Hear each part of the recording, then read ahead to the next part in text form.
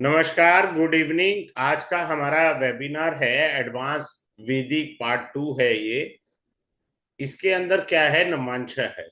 नमांशा जो होती है कुंडली में हमारी आत्मा होती है।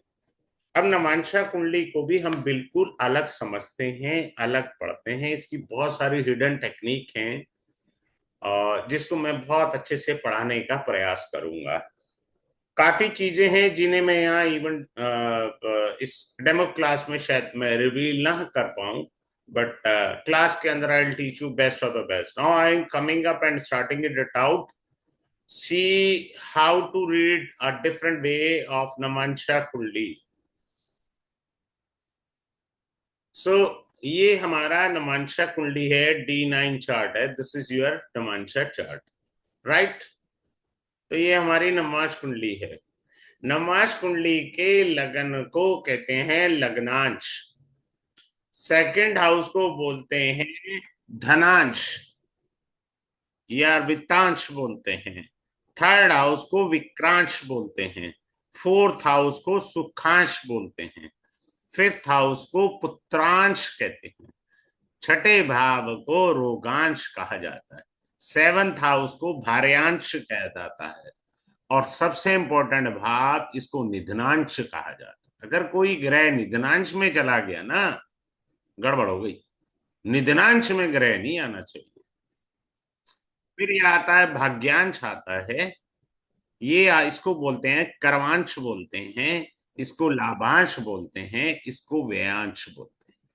सो ये चार मतलब हमारा अलग नजरिया होता है, अलग तरीका होता है कुंडली को देखने का और समझने का।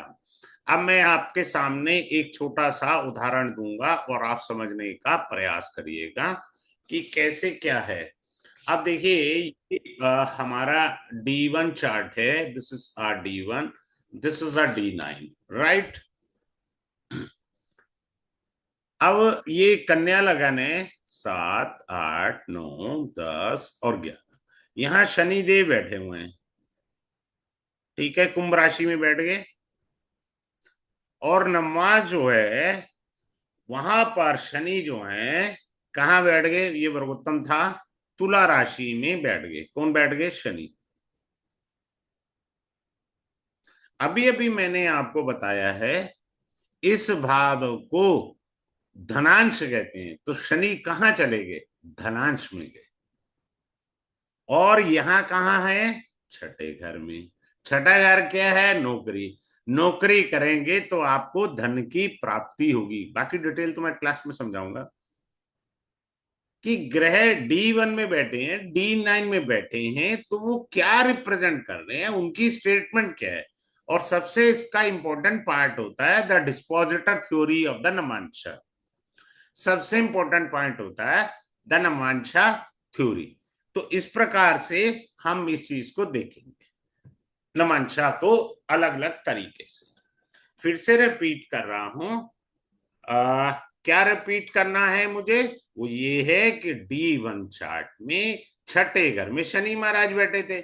नमाज कुंडली में शनि उच्च के हो गए। शनि बैठे कहाँ हैं? नमाज कुंडली के धनांश में बैठी। आपको धन इस जन्म में मिलेगा ही मिलेगा, भगवान ने लिखकर भेजा हुआ है। बस इतना आप समझ लीजिए। और इसके टॉप सीक्रेट मैं क्लास के अंदर बताऊंगा इसका मीनिंग क्या है। सिंपल सी थ्योरी है, कोई रॉकेट साइंस नहीं है, बट हम लोग गलती करते हैं नमाज को पढ़ने के अंदर। अब नमाज के अंदर एक और अच्छी चीज मैं बताना चाहूंगा। अब आप देखिए, जो हमारा नमाज कुंडली होती है, ये D1 है।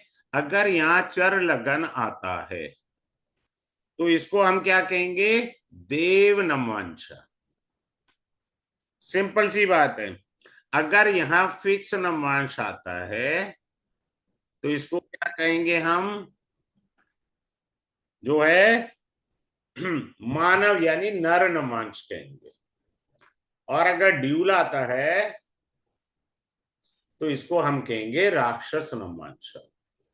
ये मीनिंग बदल गया। देखो, नमांशा तीन कैटेगरी होती है: चर, स्थिर और द्विस्वभाव। तो चर राशि का आपका नमांश है तो आप देव नमांश है। 2 5 8 11 का है तो आप नर यानी मानव नमांशा के हैं। 3 6 9 12 के हैं तो आप राक्षस नमांशा के हैं। तो किस प्रकार से क्या नमांशा आपके लिए बताता है। अब अगले पॉइंट पर आते हैं नमांशा के ऊपर के। एक सेकंड रुकिए, मैं इसको थोड़ा सिंगल चार्ट कर देता हूं। सिंगल चार्ट कर देता हूं। अब आप देखिए ये D9 चार्ट है। जब अभी आप कुंडली में खोल करके देखिए तो ग्रह के नक्षत्र के साथ चरण लिखा होगा। ये जो चरण होता है ना, इसको नमांश बोलते हैं। चरण ही नमांश है। बहुत डिटेल में मेरे को ये एक्सप्लेन करना है। अगर कोई ग्रह पहले चरण में है, दूसरे चरण में है, तीसरे चरण में है, तो चौथे चरण। तो पहले चरण में ग्रह है तो धर्म है, दूसरा चरण है तो अर्थ है, तीसरा चरण है तो काम है, चौथा चरण है तो मोक्ष है। सिंपल सी बात है। अब आप नमाज कुंडली में देखिए और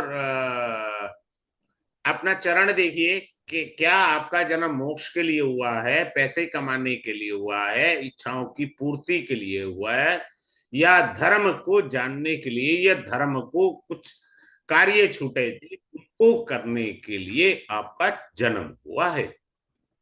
ये इंपॉर्टेंट रोल करता है। अब आप इस चीज को समझ लें अच्छे से। अगले पॉइंट पर चलते हैं। अब वैसे भी आपको पता होगा धर्म की राशियां कौन है। 1 5 9 धर्म की राशियां होती हैं, मेष, सिंह और धनु राशि। समझ रहे हैं आप। अर्थ की राशियां कौन सी होती हैं। वृष, कन्या और मकर। काम की राशियां मिथुन, तुला और कुंभ। और आपकी मोक्ष की राशियां कर्क, वृश्चिक और मीन राशियां। ये राशियां अलग अलग होती हैं। तो राशि और चरण का कोरिलेशन हमें बताएगा कि हमारे जन्म में क्या पड़ा है। जब तक हम बारीकी नहीं समझेंगे, इंटरप्रिटेशन सदैव गलत होती है। नमांशा आत्मा है। ये नमांशा हम लोग विवाह के लिए देखते हैं, ठीक है, डेट इज वेरी गुड। पर विवाह के अलावा भी इसके बहुत सारे यूज है। वो यूज जो क्या है, ऑलराउंडर है। हर जगह आप इसे देख सकते हैं। अब आगे चलते हैं। अब ये D9 के त्रिकोण भाव हैं, 1 2 और 3। अब आपने ये तीनों त्रिकोणों को देखना है अपनी नमाज कुंडली में। जितने ज्यादा ग्रह बैठे हैं, और वो ग्रह कौन है, क्या है वो ग्रह, और त्रिकोण में बैठे हुए हैं, तो आपका झुकाव उसी तरफ होगा। आप अपना झुकाव देख लो पूरे जीवन का कि आपका झुकाव गया किधर। क्लियर है। किसी को कोई भी डाउट हो तो लास्ट में ना कैमरा ऑन करके पूछे। विदाउट कैमरा ना पूछे। I have a very humble request. आगे चल रहे हैं। बात क्लियर हो गई। अब इसके अंदर जो मैंने एक झलक बोली थी, बहुत बढ़िया और सीक्रेट टेक्निक, नक्षत्रा और नमांशा की, I will reveal in the class, not here. You will become the master of nakshatra as well as the namansha. How to correlate these 2 points? इनको कैसे कोरिलेट करते हैं भाई नमंशा में। आपको चार्ट दिया है, बाहर नक्षत्र लिखे हुए हैं, चरण लिखे हैं। नमंशा में क्या करना है इनका, बहुत उपयोग है इसका नमंशा। आप बिना डिग्री के भी बता सकते हैं कि ग्रह किस चरण में बैठा है। वो तत्वदर्शी है, वो तत्व बताएगा। अगले पॉइंट पर चलते हैं। हमारे यहाँ विष नमांशा होता है। विष नमांश, विष नमांश के 3 भाग होते हैं। पहला होता है सर्प नमांश, दूसरा भाग होता है गिरिधर नमांश, तीसरा भाग होता है इसका राक्षस नमांश। अब ये भी तो पता होना चाहिए ना, हमारा ग्रह जो नमांश में बैठा है। हम वर्गोत्तम ढूंढ रहे हैं, हम मित्र राशि का ढूंढ रहे हैं, हम उच्च राशि का देख रहे हैं। भैया मेरे ताऊ को देख तो लो, विष नमांशा में तो नहीं है। विषमंशा में है तो क्या करेगा, बहुत नुकसान कर देगा। विषमंशा में अगर आपका कोई भी ग्रह बैठा है तो उसकी दशा में पीड़ा निश्चित है। कर लो उपाय जितने करने हैं, फिर मेरे को भी सिखाना उपाय के बाद। दूसरा क्या करेगा, दशा में पीड़ा तो देगा, ग्रह के कारक तत्वों को डैमेज कर देगा बुरी तरह। कारक तत्व जैसे जुपिटर है, जुपिटर चला गया विषमंशा में, तो जुपिटर के कारक तत्व क्या है, संतान है। संतान अगर आपके पास है तो उसका सुख नहीं होगा। जुपिटर धन है, धन का सुख नहीं मिलेगा। समझ में आ रहा है, जो ग्रह के कारक तत्व हैं उनकी पूर्णतः हानि हो जाएगी और ग्रह की दशा आपको पीड़ा निश्चित देगी। सिंपल सी बात आप समझ लें। अभी इसके बाद मेरा एक रेमेडी क्लास भी है, I teach in the remedy itself. तो उसके अंदर भी मैं अलग प्रकार से इस बात थोड़ी व्याख्या करने का प्रयास करूंगा। फिलहाल अभी मैं नमांशा बता रहा हूं। देखिए सब लोग ना रेमेडी की तरफ भागते हैं, बड़े ध्यान से आप सुन लीजिए, बहुत ध्यान से फिर से कह रहा हूं, सुन लीजिए। आपको पेट में दर्द हुआ, आपने नॉर्मल दवाई ली, आराम आ गया तो ठीक, नहीं आया तो आपको डॉक्टर के पास गए, डॉक्टर ने भी आपको दवाई लिख करके दी, आराम आ गया तो ठीक। इसे कहते हैं रेमेडी टोटका जो भी कर रहे हैं। बट आपको आराम नहीं आ रहा ना, तो आप सीटी स्कैन करिए।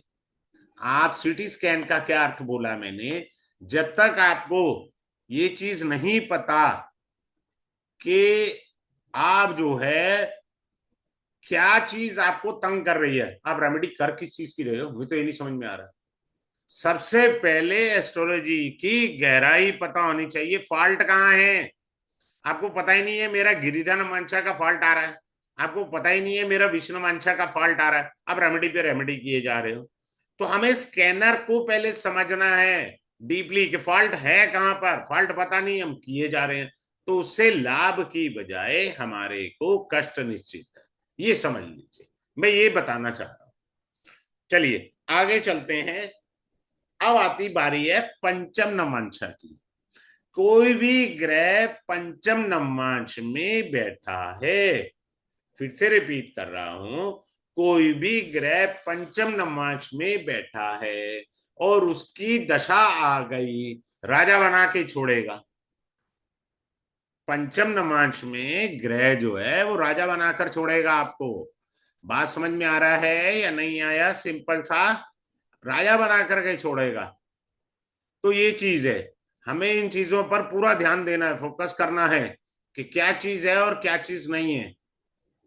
आगे चलते हैं अगले पॉइंट के ऊपर। फिर आता है पुष्कर नवमांश। पुष्कर नवमांश के अंदर पापी से पापी ग्रह भी, राहु केतु भी अगर पुष्कर नवमांश में चले जाएं तो जीवन को अपलिफ्ट कर देते हैं। अब हम गलती क्या करते हैं, पढ़ने में समझ नहीं थी। किसी ने कह दिया जी आपका राहु नवमांश कुंडली में ऐसे बैठा है इसलिए आपको पीड़ा होगी और ये रेमेडी आप कर लीजिए, आपने उठा के रेमेडी कर ली। इसको कहते हैं चलते घोड़े पर सेंटा मारना, बेड़ा गर्क खुद ही कर लेना।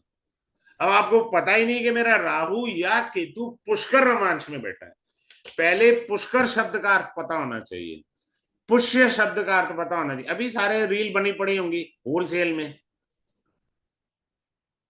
पुष्य नक्षत्र में आप ये करें वो करें। भैया पुष्य नक्षत्र का अर्थ समझ लीजिए, पुष्य का अर्थ होता है पोषण करने वाला, जो आपका पोषण करे। आपको भूख लगी है, पेट भर जाए, उसी को तो पोषण कहते हैं। तो उसी प्रकार पुष्कर नवांश में अगर कोई ग्रह है, चाहे वो राहु है या केतु है, आपको अपलिफ्ट करेगा ही करेगा। बात क्लियर हो गई, सिंपल सी बात है। मैं आज अभी क्लास स्टार्ट करी, मैं इंट्रोडक्शन वगैरह देना भूल गया। देखिए मैं एक टीचर हूं, बाकी मुझे कुछ नहीं आता, बस मेरे को इतना ही पता, मेरी बुद्धि इतनी है। वो मार्केटिंग वाला जो कीटाणु है ना, क्योंकि मेरी कुंडली में बहुत बड़ा राजयोग है, अधम योग।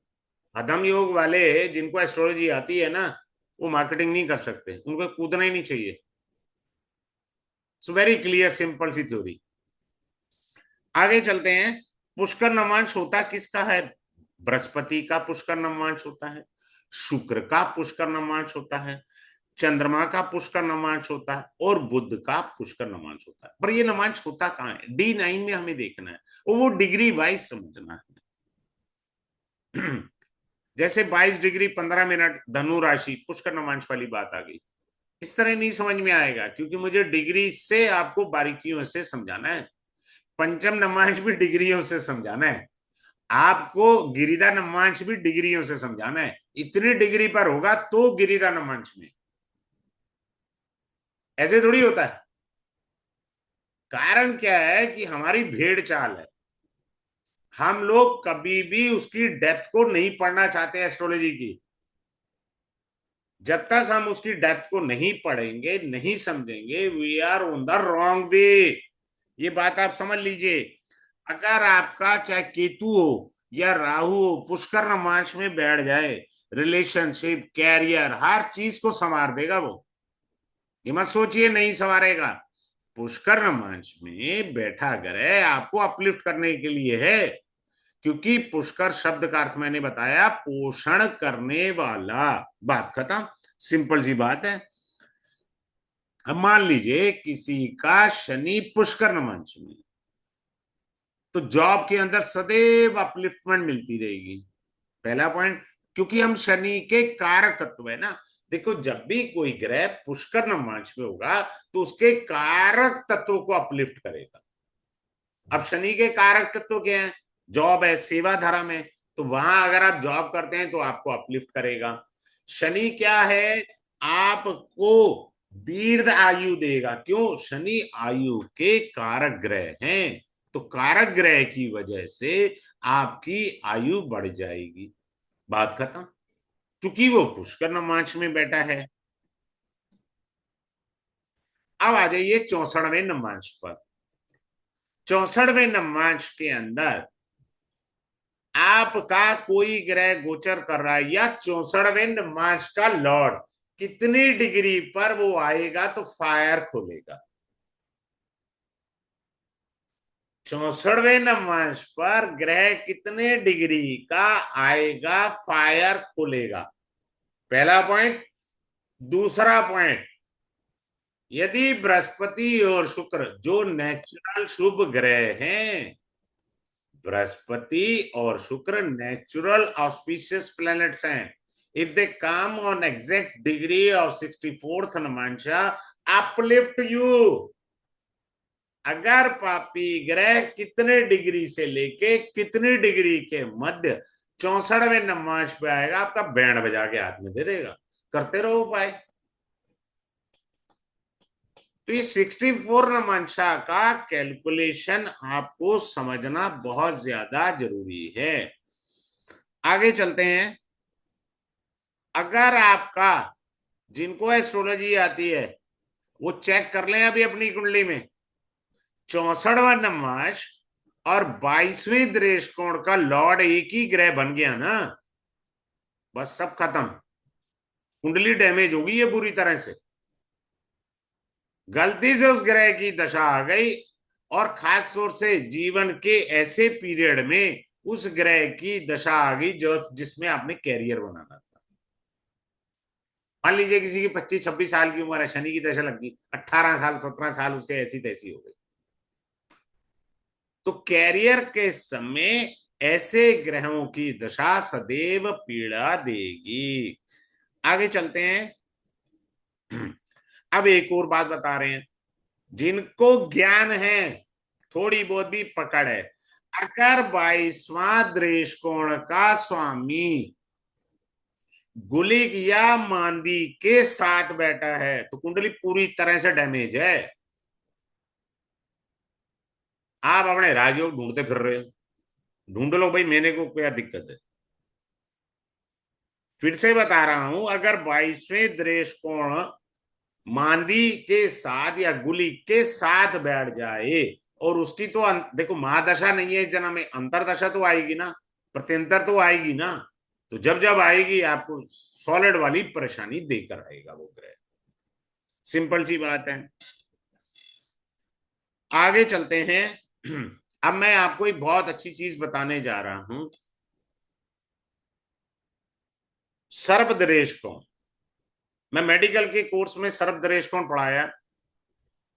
जिन्होंने मेरे से मेडिकल में सर्पदरेश कोण पढ़ा वो चेक कर लें।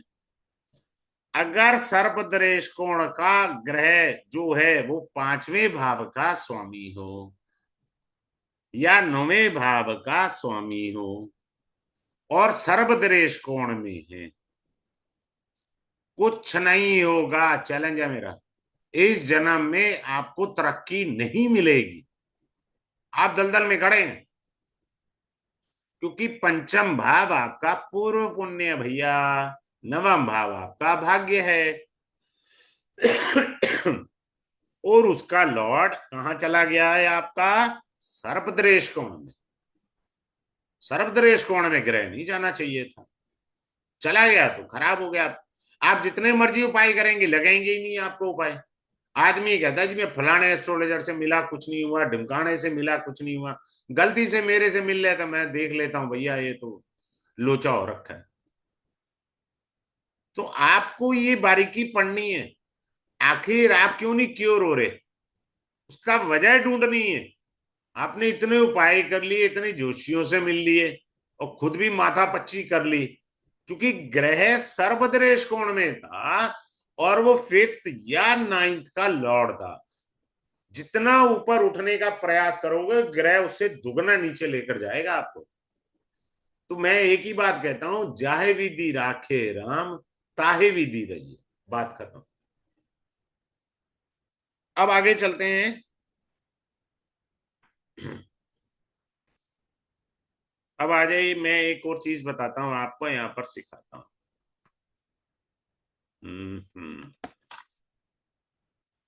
ये दो चार्ट मैंने कर लिए नमांशा के लिए। This is your D1, this is your D9। ठीक है, तुला लगन है। ठीक है, एक सेकेंड। 8, 9, 10, यहां का लॉर्ड बना फोर्थ हाउस का सैटर्न, राइट। और ये सैटर्न D9 में धनु राशि में बैठा है। धनु राशि कहीं भी लिख दूं? धनु राशि कहीं भी लिख देता हूं, शनि बैठ गया।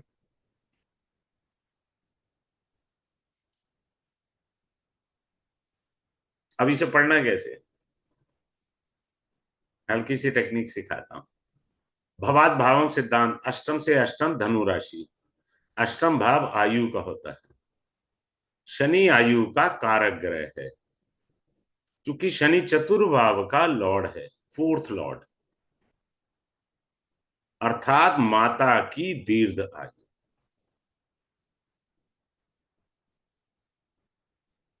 अब समझ में आया? अष्टम भाव आयु है, शनि आयु के कारक है, शनि चतुर्भाव के स्वामी है। चतुर्भाव माता है बाबा, आपका नहीं बात कर रहे अभी हम, माता की बात कर रहे।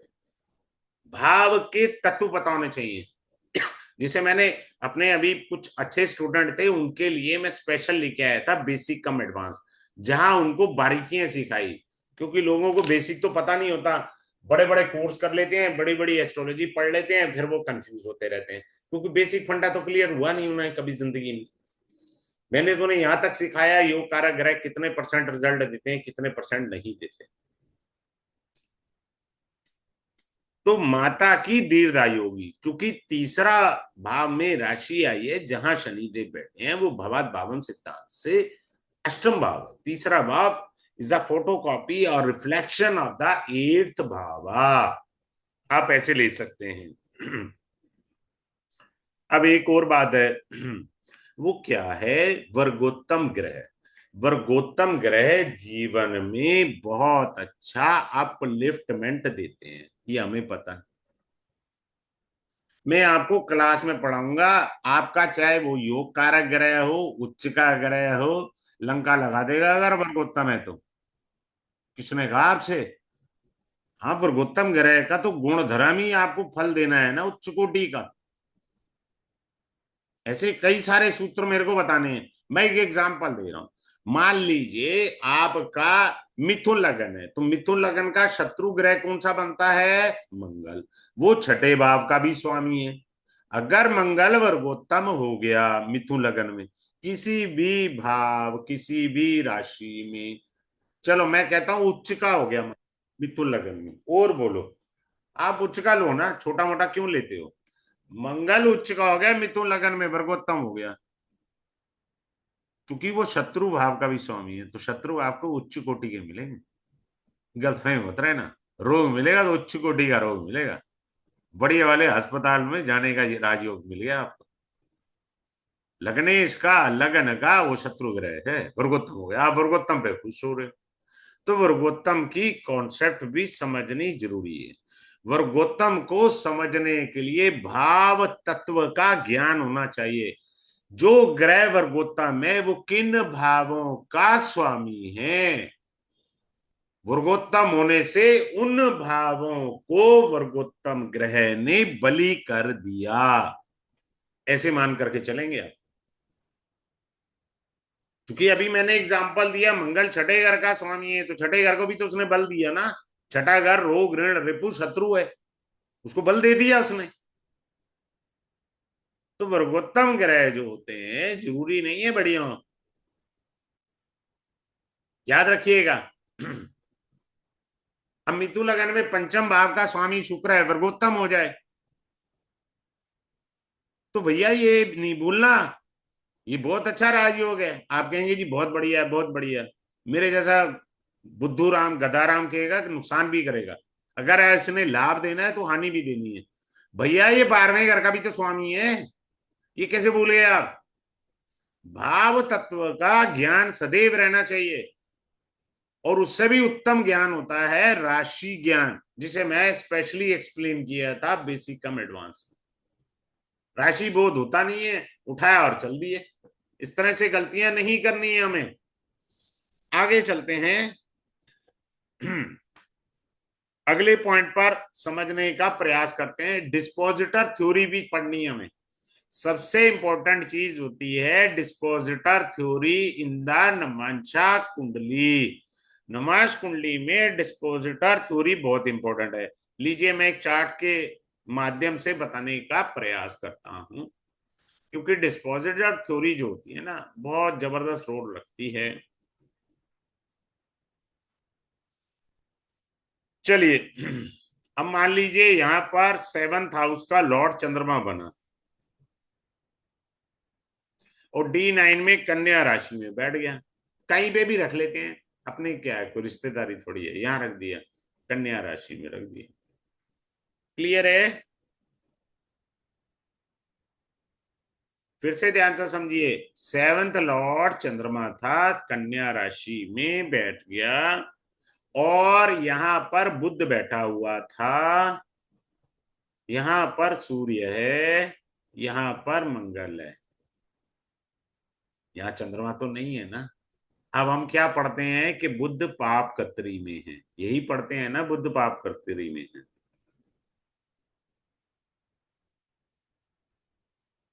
अब ऐसे पढ़ना है, the dispositor of moon is in the paap kartari yoga.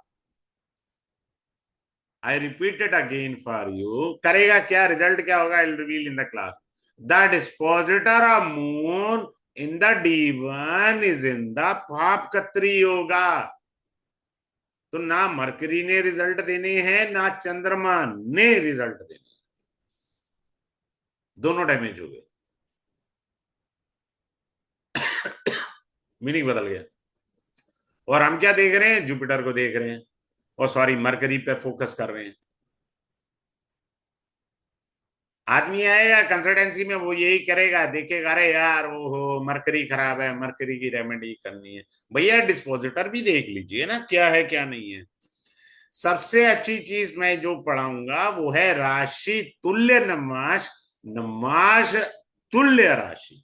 You will learn this thing. राशि तुल्य नमाश, नमाश तुल्य राशि, ये बहुत जबरदस्त चीज है। इसको अगर आप समझ आ गया आपको, आप कुंडली का एक्सरे डीएनए करना आप सीख गए, आप मास्टर हो गए। यहां मेजर ब्लंडर करते हैं, गलती नहीं करते, गलती can be restore but blunder can not be. तो हमारे को नमाज को देखना समझना बहुत जरूरी है। अब आ जाइए, सबसे पहले आप अपनी कुंडली खोलिए, D1 के लगन को देखिए और नमाज कुंडली के लगन को देखिए। अगर दोनों जगह एफ्लिक्शन है, सो द लगना इज डैमेज। लगना means I mean my self, जो आप रिप्रेजेंट करते हैं। फिर से रिपीट कर रहा हूं, D1 का लगन देखिए, D9 का लगन देखिए। If there is malefic affliction on both side of the lagna, you will get lot of problem. Now number two, if the Lagna Lord of D1 as well as the Lagna Lord of D9 both are under malefic affliction or combust or retrograde, then another problem. बात समझ में आ रहा है? तो ये हमारे को समझना जरूरी है।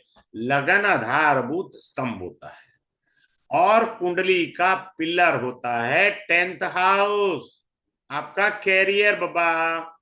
Now check in the D1 10th house and the 10th house of D9. First of all, see the bhava. Whether is there any affliction on the bhava? If yes, then there is a lot of problem in your career. But अगर मान लीजिए the bhava lord 10th lord of D1 and the D9 10th lord both are under affliction, तो क्या है, पूरा ही बेड़ा गर्क हो गया, करेला और नीम चढ़ा हो चुका है। क्योंकि भाव के साथ साथ भाव का स्वामी भी पीड़ित हो गया। चलिए एक अच्छी चीज आपको बढ़िया गिफ्ट करते हैं। आपको साढ़े साथी तो पता ही होगी सबको, सब ज्ञानी लोग हैं, ऐसा नहीं है। जितनी साढ़े साथी पीड़ा देती है ना 7.5 साल, अपनी कुंडली खोल के देखना। नमाज कुंडली में जहां चंद्रमा बैठा है उसके ऊपर जब शनि गुजरता है, भैया साढ़े साथी कुछ नहीं है, वो साढ़े साथी का पूरा निचोड़ निकाल के देगा बाप को 2.5 साल। जो 7.5 साल कष्ट होगा ना वो 2.5 साल के बराबर है। अगर नमाज कुंडली के अंदर जहां भी आपका चंद्रमा बैठा और शनि गोचर करेगा। अब आपको इसके अंदर ये भी सिखाया जाएगा कि बृहस्पति और शनि का गोचर नमाज कुंडली में क्या चमत्कार लाते हैं। समझ रहे हैं? बहुत कुछ जीवन में उठा पटक कर देते हैं। अब आप में से जो लोग जॉब करते हो, ज्यादा एज है कम एज है वो अलग है। अब आप देखिए, जब भी नमाज कुंडली के चंद्रमा पर से शनि गुजरा, क्या आपने जॉब चेंज करी या नौकरी छूट गई, दोबारा नौकरी के लिए धक्के खाए? चेक कर लो अभी, किसने कहा नहीं। सिंपल सी कॉन्सेप्ट है।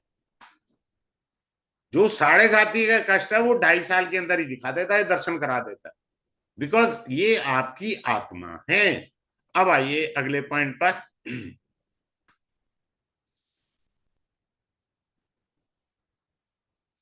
अगला पॉइंट पर एक सेकंड रुकिएगा।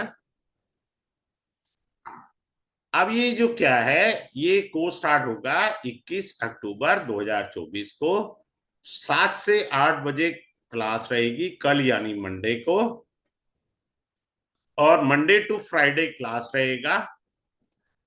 और ये 10 क्लासेस का है, इतना बड़ा है ये, क्योंकि मुझे हर चीज इसके अंदर सबसे इंपॉर्टेंट रोल डिग्री का होना है।